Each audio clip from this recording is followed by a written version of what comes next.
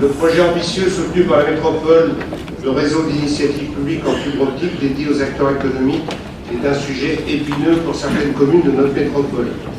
Les besoins en termes de réseau des acteurs économiques cités ici ont évolué.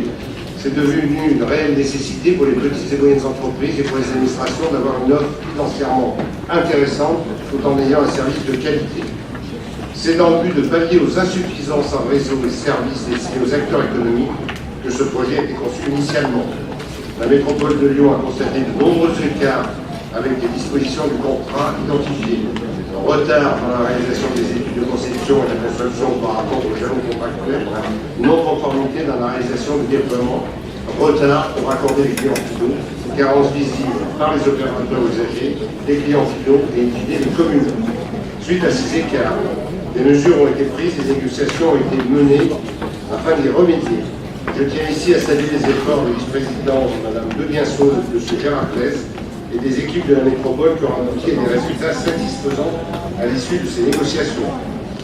Au-delà des compensations financières, de l'évolution de l'offre de services, de la meilleure couverture du territoire, de la baisse tarifaire des frais d'accès aux services et d'autres éléments obtenus suite à ces négociations, nous avons tout de même un problème de transparence, d'efficacité et de réactivité des opérateurs.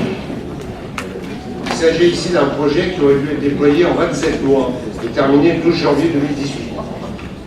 Nous apprenons désormais que la mise en conformité à l'achèvement du réseau est prévue au 31 juillet 2019, c'est-à-dire plus de 18 mois plus tard.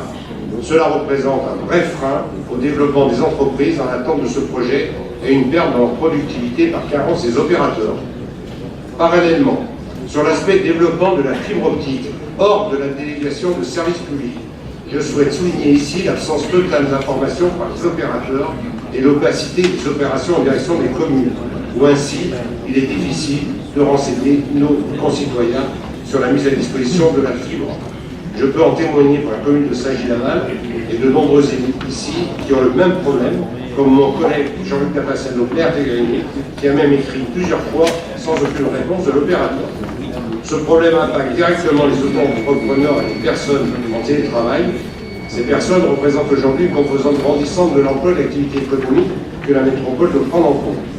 À ce titre, une mobilisation des opérateurs à l'initiative de Monsieur le Président de la Métropole sur les objectifs de déploiement et la réalité de la mise en œuvre de ces services dans notre ville me paraît nécessaire compte tenu des rapports portés au planning de déploiement comme vous avez été annoncé. Je vous remercie de votre attention.